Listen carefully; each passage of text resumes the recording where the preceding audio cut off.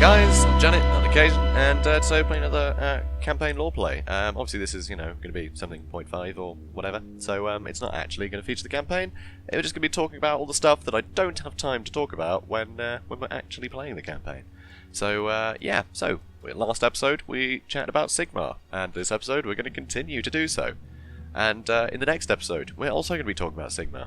Well, the next interlude episodes anyway. Obviously we'll have more campaign at some point. So don't worry about that. So first off, this will actually reiterate from a previous video. I want to talk about Sigmar, which is a holiday of theirs. So it's the 18th of Sigmarzeit, Sigmar. So Sigmarzeit is April essentially. It's the fourth month of the year in the imperial calendar.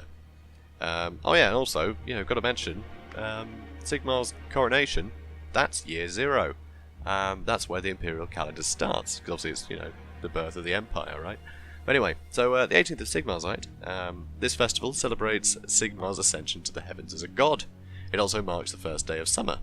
Throughout the empire, work ceases and citizens feast, drink and sing. Sigmar's exploits are recounted in tales and plays. Consumption of the intimidating Sigmar's sausage is central to the celebrations. Those who manage to eat a whole sausage in a single sitting are promised strength and vigour for the rest of the year. The most magnificent celebrations take place at the High Temple of Sigmar, presided over by the Grand Theogonist and attended by the Emperor. Thousands crowd outside the temple to partake in the holy liturgies. The festival culminates with spectacular pyromantics, organised by the Bright College, though many priests of Sigmar boycott this display. There are various holy days devoted to Sigmar throughout the year, marking events of Sigmar's life, such as the rescue of King Kurgan, the Battle of Blackfire Pass, and his coronation. Dwarfs, as the allies of Sigmar, are honoured on such festival days, and gifts of food or drink presented to them by passing strangers. A major festival in Altdorf marks the ascension of the first Grand Theogonist, Johann Hellstrom, on the 33rd of Sigmarzeit. Sigmarite priests parade Hellstrom's gilded skull and his sacred mace through the capital's crowded streets. So I know I'd mentioned that in a previous episode, I'd read through that bit, but now you've got a bit more context for it, you sort of know those events that are being celebrated, which I think is kind of important to have context for this stuff. That's kind of what the series is about, really. It's, is putting everything into context. So that was from Signs of Faith, which is another 3rd edition fancy roleplay supplement. So I think I will actually end up reading from a battle book at some point, but there's just so much good stuff in the roleplay supplements for for the religions and things, rather than just priests worship stuff, go to battle, buy the models. It's not so much about that. And after such a great review like that, I'm going to read from another one. So this is the Tome of Blessings, which is another 3rd edition supplement. It's part of the core set. So they have a thing about the cult of Sigmar, which I think is worth talking about, because it's just talking about the cult, which is the religion, which was the whole point of this episode actually. So the cult of Sigmar. Sigmar is the Empire, and the Empire is Sigmar. He founded the Empire and was its first ruler. After his death, he became a legendary, heroic forebearer of his people, and became worshipped as a warrior god. Everything the Empire possesses is because of Sigmar. This is why the folk of the Empire are known as Sigmar's people, the sons of Sigmar, and the Emperor is the heir of Sigmar regardless of his ancestry.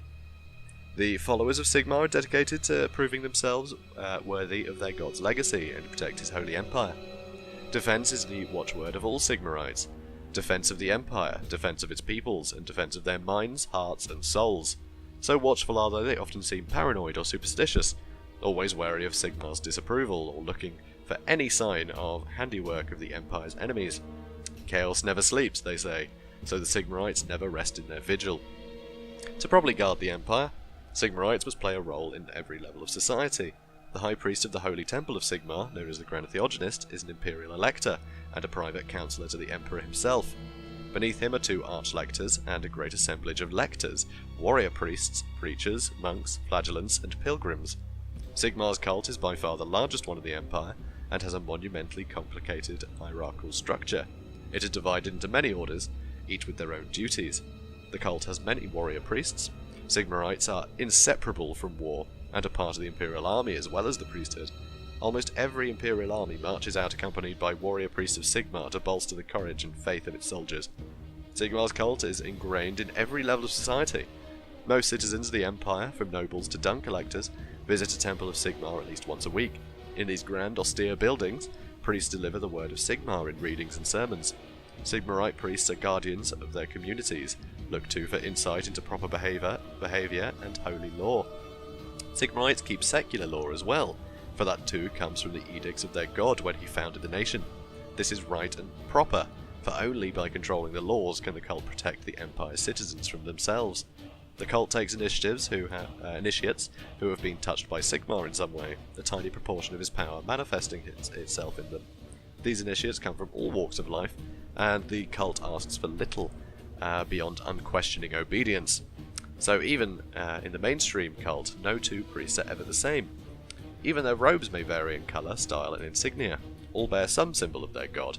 However, be it the Warhammer sigil, or the twin-tailed comet that foretold Sigmar's birth, or the griffin, which symbolises the strength of his empire. Most priests can also be recognised by their shaved or tonsured heads, a practice performed on new priests, male and female alike, by almost all Sigmarite temples. The favour of Sigmar allows his servants to better combat his enemies, calling down holy fire against greenskins, scourging the undead, and bring his wrath against chaos. He also grants hope and healing to his warriors, and this is Sigmar's true gift to his people. He united them in the belief that they could be something more, in the hope that they could stand against the greenskin armies, and every day he hopes anew to his followers, so that they can stand against the Empire's legion of enemies. These foes are many, and the task of guarding Sigmar's legacy is enormous, but his priests' hopes springs eternal through their defiance and hatred of evil. So, I know what you're thinking. So, where's their temple? Yeah, I beautifully led into that segment. So, another second edition supplement, Warhammer Fantasy Roleplay. I know, it just has so much great detail out of these places. This is Spies of Altdorf, which is part of the Pass the Damned. It's a campaign book, but it's got loads of stuff about Altdorf, because it's based in Altdorf, and you've got to explain it to have a campaign there, right? So, anyway, the Temple of Sigmar. This is, their home base, right? This is the Vatican. So, the Temple of Sigmar. The Great Temple of Sigmar in Altdorf, centre of the Sigmarite cult, is easily the largest temple in the city. Facing the Imperial Palace across the central square, it represents one of the two centres of power in the Empire, and has a physical presence that cannot be ignored. The temple complex includes a large number of buildings, and most important being the main sanctuary of Sigmar. This is a large hall, T-shaped to represent a warhammer. The crossbar of the T in the south. Twin spires stand at either side of the entrance at the northern end of the central square, and the door is flanked by an enormous statue of Sigmarite warriors that are triple the size of a human. The double-tailed comet is carved into the door. Odd to say double-tailed. It's always called the twin-tailed comet. It seems very strange to see it written down as the double-tailed comet. But, oh well. It's carved into the door, which towers 4 times the height of a human man. Slightly larger than the warriors flanking the door is a statue of Sigmar, set in a niche above over the door, holding his warhammer. It was carved centuries ago by a priest famed for his battles against chaos, but while competent, it is not great art. However, it has holy significance in itself, so the Grand Theogenes has always resisted occasional campaigns to have it moved somewhere else and replaced by a finer statue, of which the temple has several. Once within, the smells of the street are overpowered by the smell of hundreds of people in a confined area. The temple is big, but there are still enough people that their sweat dominates the odours. The roof soars over 20 yards into the air, topped by solid vaulting. The hall is aisled. The roof and the aisles are mere 10 yards from the ground. I hope you guys can, visualise yards, because I'm not going to make this all metric. I'm sorry, I'm just not going to do that. So, great arches springing from marble pillars support the upper walls, and the centre of each arch stands a statue of a great Sigmarite hero, twice the size of a human. There are 12 arches on each side, honouring a total of 24 heroes. The statues are moved when a new hero is judged worthy of a place among them. A strong body of contemporary opinion holds that Voltan's statue should be placed there, even though he was not Sigmar reborn. So Voltan is a character that we'll get into soon. So, he was clearly a great hero of the faith. Others think that Voltan was a heretic and should not be honoured at all. Silly Voltan, whoever that is. Like I say, we'll get to it. The windows of the aisles are stained glass, depicting famous scenes from the life of Sigmar. There are 12 on each side. Those in the east telling of his rise to power, while those in the west tell of his later years consolidating the empire. The windows above the aisles are clear glass, making the interior of the temple far brighter than most would think. The crossing point of the T is surmounted by a great dome, pierced with windows about its base. The interior of the dome is decorated with a mosaic showing Sigmar ascending into heaven. This current mosaic is the 7th, as the depiction of this event, which had no witnesses, is particularly vulnerable to charges of heresy. Beyond the dome, in the south-central wall of the temple, is the great stained glass window depicting the Battle of Blackfire Pass. Sigmar, larger than all the other figures, stands in the centre, surrounded by his human and dwarf allies, swinging his great warhammer to crush the twisted greenskins before him. The orcs and goblins in this window are depicted with many mutations to emphasise the double role of Sigmar's fight. In the sky over his head, the twin-tailed comet. See, twin-tailed? It says twin-tailed here. Anyway, comet shines brightly. In front of the window is a mighty statue of Sigmar, over 20 feet tall. His warhammer cradled and ready for action. A gift from the dwarfs, this statue is generally agreed to be an artistic masterpiece. Before the statue, under the centre of the dome, stands a high altar of Sigmar, the holiest place of the Sigmarite faith. So the high altar of Sigmar, I'm pretty sure that's where, I know the end times, that's where Karl Franz basically gets killed by some nurgly dude, and, well, nearly killed. But, or is he killed? I don't know, either way. He collapses onto the shrine, which is was his plan all along, and suddenly, boom, he's Sigmar reborn. So, yeah, it's a lot of significance if you hate Warhammer. Ugh. So the arms of the T are brightly lit through their south-facing windows, ending in a mighty tower. However, the arms are divided by pillars and bays into over 24 semi-private chapels, each with its own altar and Sigmarite icon where the faithful can pray in peace. Even when a service is held in the main body of the temple, those who wish to pray privately here are not disturbed. The altar in the far southeastern corner is not dedicated to Sigmar. Instead, it is dedicated to all the gods of the dwarfs in recognition of their importance in Sigmar's life. The image behind it depicts many dwarvish figures, but only experts in dwarvish culture can identify them. This altar is usually deserted, although the priests ensure that it is kept in good state. To do otherwise would show a lack of respect. There are always at least a dozen priests in the temple, praying, counselling the faithful, and keeping an eye out for potential trouble. During the day there are at least twice that number, and over 100 lay folk as well, rising to several hundred if there is a service. The temple is never quiet, and characters who just want to... oh right, yeah, okay, this is more for the RPG nature. It's saying, characters who just want to speak to a priest in the temple can do so here within a few minutes. If they have an important message and can prove it, they will be escorted to the complex of buildings surrounding the sanctuary for a meeting with the appropriate figure. So it is, it does still highlight its place to do meetings. So these buildings cover a large service area, a larger service area than the sanctuary itself, and in the heart of it all, the smells of the street are imperceptible, replaced by a faint scent of incense drifting from more than a dozen small temples of Sigmar. Of course, the Sun Chapel is particularly famous. It is called so because it is round and domed, and the exterior of the dome is plated in gold, making it shine like the sun. The interior has an altar to Sigmar at its centre, while the walls and underside of the dome are decorated with the most superb mosaics to be found in the Empire. These mosaics depict the whole of Sigmar's life story, the Battle of Blackfire Pass, raging around the bottom of the dome, as the twin-tailed comet flares across its sky, the figure of Sigmar in the east of the dome on the same side as the door. Thus, in order to see him in battle, it is necessary to enter the chapel, cross it, and turn around. The Sun Chapel is used as a private chapel of the Grand Theogonist, and being allowed to see the interior is a great privilege for any character. The rest of the buildings are residences, libraries, meeting and lecture halls, and refectories, built mostly around cloistered courtyards. The palace of the Grand Theogonist is also found here, although it is not a separate building. Rather, it sprawls through a dozen ranges of rooms, making a spectacular palace once you are within, but presenting a more humble facade. The main entrance is a simple spiral staircase, just large enough for two people to climb abreast, which gives out into a huge reception hall that makes up most of the range. The entrance may not look spectacular, but is always guarded by 6 Sigmarite Templars. Rooms within the complex vary from the simple cells of the lowliest initiates all the way up to the sumptuous suites for the lectors when they reside in Altdorf. In theory, only residents and those with business are allowed within, but the place is normally so busy that no one has any idea who is there. Only if something happens does security tighten for a few days or weeks until it becomes apparent that it is almost impossible for the temple to function under those conditions. One rumour that has spread throughout Altdorf is grounded in fact. The food served in the refectories of the temple is superb, among the best you can get. Unfortunately, it is only available to residents and their guests, and the serving staff is far more vigilant than the gate guards. So that gives a bit of an idea of the architecture. And reading this, it sounds so much like the sort of Christian temples.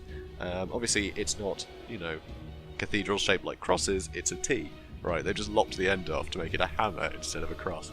But similar imagery through that, and it just sounds like a sort of medieval cathedral, which is very cool. And then you've got the sort of more sort of Latin temples, with big domes and everything. It's very cool, very cool. So a lot of cool influences from real life, sort of permeating through this. So hopefully that sort of makes it more recognisable to you guys, if you sort of think of it as medieval temples, which I'm sure you do, because Warhammer is it's medieval, but we're talking real world medieval here, not fantasy medieval. That's different. So I have a briefer roundup of the temple if you found that a bit complicated, because there's a lot of description in that. So this is just more a bit of a feel for it, to help get that in your head. So this is actually from, again, 3rd edition supplement, Science of Faith. So one of the true marvels of Imperial architecture, the Holy Temple of Sigmar in Altdorf, is the centre of the cult and the seat of the Grand Theogonist. As such, it is one of the most important hubs of power in the Old World. Some argue it holds more power than the Emperor's Palace. Its magnificent carved stone facades dominate the city around it, and the building demonstrates to all good citizens for miles around the awesome power of the cult of Sigmar and of the Empire. The main hall of the temple is truly one of the marvels of the Old World. It has a massively high arched ceiling, overlooked by countless balconies and precarious gantries. It is estimated that the Grand Temple can accommodate thousands of worshippers. The building was constructed, renovated, embellished and enhanced over the centuries, and has ancient wings and almost forgotten corners, and sections forbidden to all but ordained priests of Sigmar. The reliquary below the temple boasts many sacred and powerful artifacts, but pride of place is taken by the Shroud of Magnus, rumoured to be the very burial cloth used when Magnus the Pious was interred. If the rumours are true, the shroud could be one of the most precious relics in the entire Old World. Okay, so I was actually going to just talk about Vultan, but I don't have any first-hand sources for that, because he's quite new, and I don't actually have the 8th edition Empire rulebook. That's in the post. Damn it. But yeah, I was going to talk about him. I will talk about him later on, but he's sort of part of the whole... Ooh, wait, no, I do have him somewhere. Hang on. So I just grabbed a different book off the shelf. So I do have the Empire, I think it's 6th or 7th edition and 4th edition. 8th is in the post.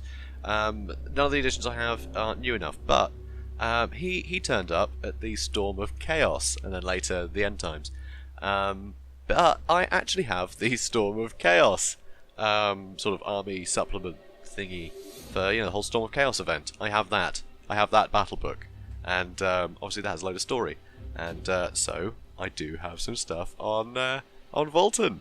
So this chapter, in this one, a saviour emerges. So, and now Archaon comes, unleashing the storm of chaos against the land that he loathes.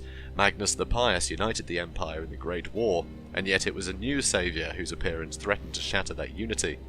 In the year following the advance of Surther Lenk into the Empire, a lot like Surther Ek. Yeah, we all know him, with his billions of chariots. This is in Warhammer Total War, by the way. Anyway, Surther Lenk into the Empire and the sacking of Wolfenburg, terror and confusion gripped the realm. A twin-tailed comet had been seen in the skies the year before, an omen of good or ill depending upon the storyteller. Chaos cults plied their wicked ways into the heart of society, while beastmen roamed the woods with strutting confidence. The Empire was all but crippled with fear, starved by a poor harvest in the savage winter, and many villages and farms ceased to exist through death or desertion. In this time of great turmoil, the people flocked to the temples and shrines to ask the gods for guidance and strength, and yet there was one man who would not step foot in a church. He was Luthor Huss, the prophet of Sigmar. It was his belief that Sigmar would not be found in a shrine or chapel, but on the battlefield, taking war to the dark forces that threatened his legacy, and so Luther Huss travelled the length and breadth of the Empire, searching for a sign that Sigmar had returned. So, he's not Volton. But, just wait. It was whilst travelling from Nuln, after making a protest at the great Sigmarite Cathedral against the appointment of the new Grand Theogonist, that Hust first learned of a remarkable feat in the South Reichland. He heard tales of a boy, no more than 18 summers old, who had single-handedly bested a beastman warband attacking his village of Lockenbad. He had wielded 2 hammers in his fists and struck down the raiders with superhuman blows. With all haste, Luther Huss rode to Lockenbad, and there he found the villagers rebuilding their homes. Amongst the ruin he spied the blacksmith's son, Volton. Tall and broad, with golden hair and blue eyes, he was the very image of Sigmar. Huss saw the aura of power that surrounded the boy, and falling to his knees in supplication, declared to the world that Sigmar had returned. So next chapter is called The Emperor's Pledge. So Huss's declaration was far from welcome in many quarters. While there were all too many of the desperate and the bereaved to flock to Huss's banner, to see the man-god reincarnated, there were men of power who feared that Huss was delusional.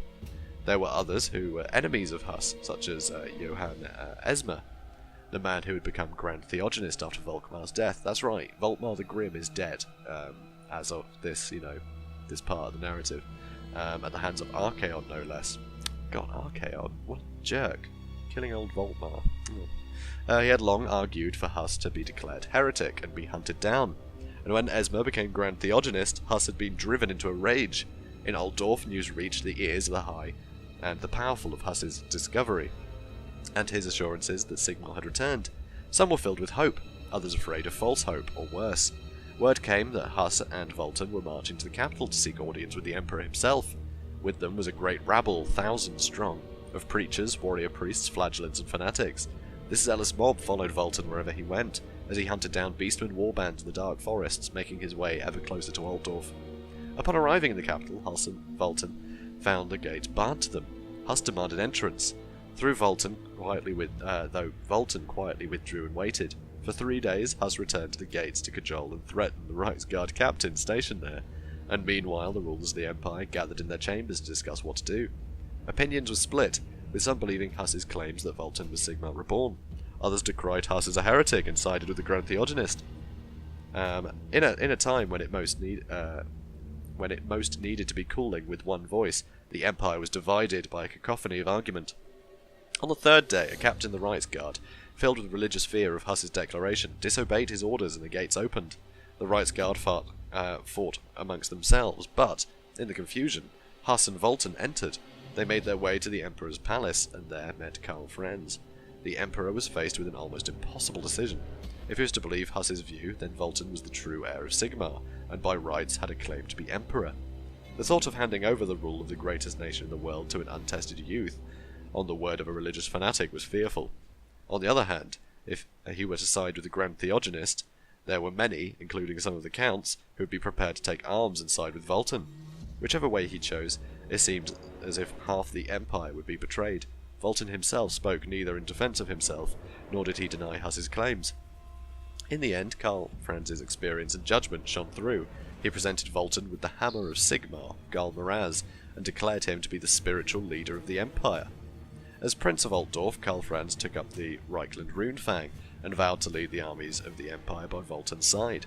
Thus Karl Franz did not hand over the reins of power, and yet he managed also to acknowledge Volton as the chosen warrior of Sigmar. Yes, I will go into more detail with him later on, because I do actually want to just do an episode at some point about the Storm of Chaos and how that went down. But, yeah, not yet. I'm going to go into that, because I do want to just talk about Sigmar, really. But these are, influential people around the cult, and, they're all part of the sort of the cult story, I feel.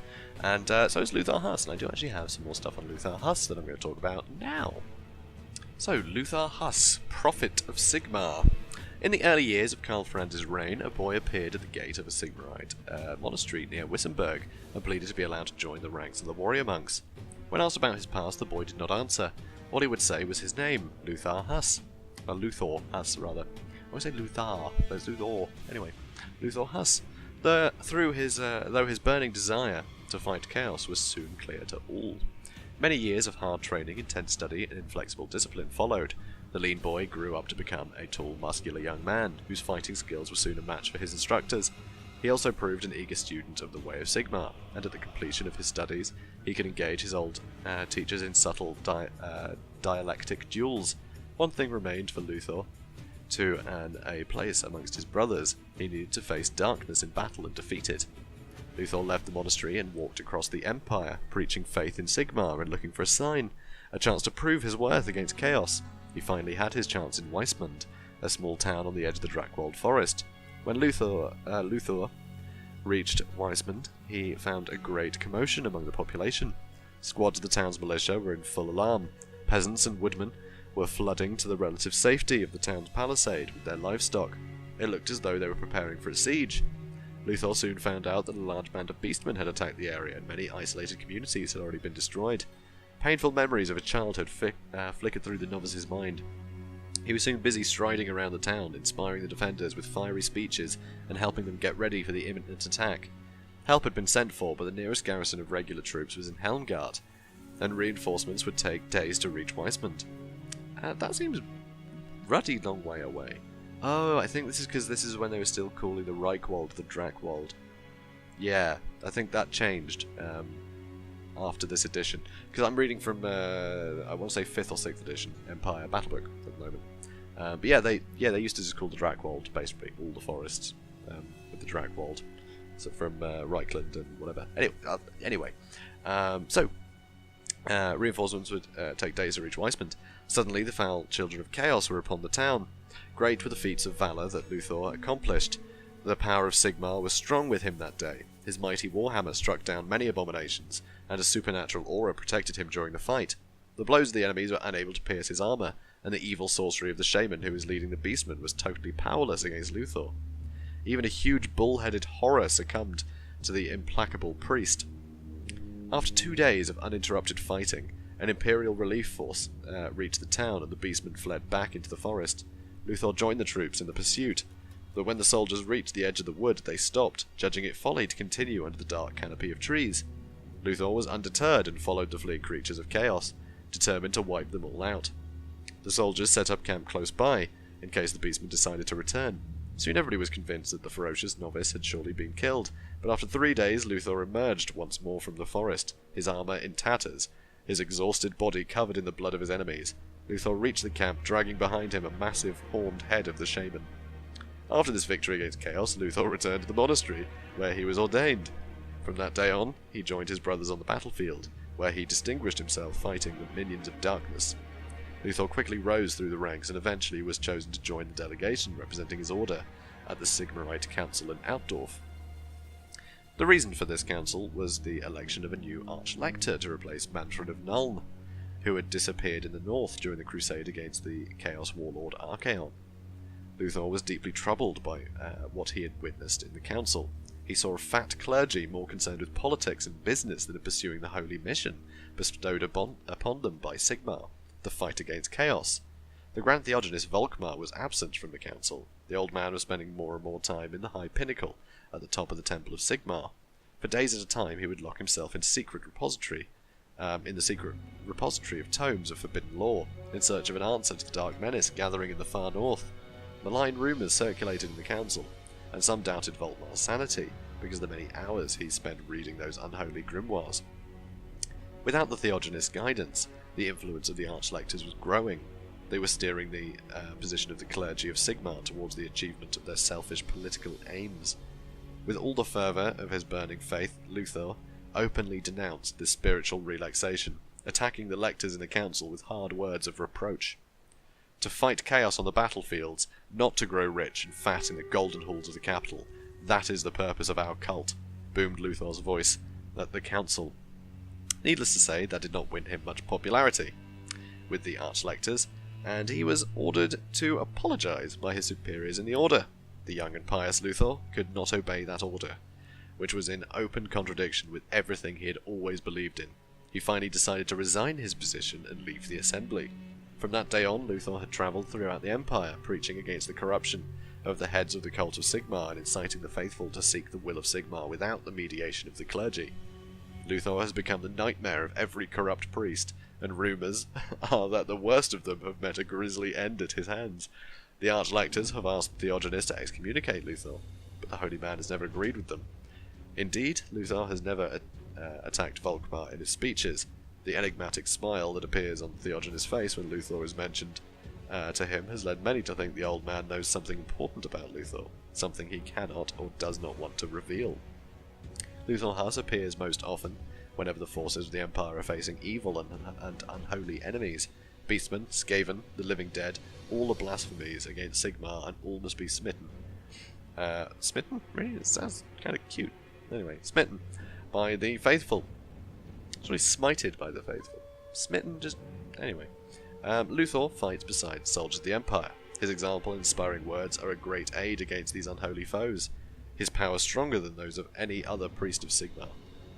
So, yeah, he's a powerful dude, is Luthor. So, yeah, the cult of Sigmar. You get some pretty powerful people behind it, you know? Because, essentially, it is a warrior's religion. But also, it's about the Empire, so they're sort of, you know, upholding law, and, yeah, it's very, fighty. But also, they will root out evil. And the people that root out the most evil, who are based on partly the Inquisition, and partly the sort of Salem witch trials, right? It's the witch hunters, and they're also within, you know, sort of Sigmar's, you know, remit.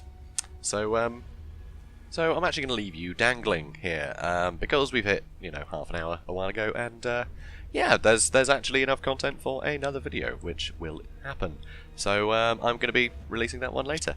But for now, we're going to wrap it up here. So, you know, we've got some Witch Hunter stuff in the next episode, along with some other Sigmar things. So, should be fun. So if you want to see that, be sure to subscribe. And if you have any questions, feel free to leave a comment. And if you just like this video and want to let me know, give it a like. And that would be great. So, guys, yeah, I guess I'll see you in the next video then, alright? Have a good day, guys.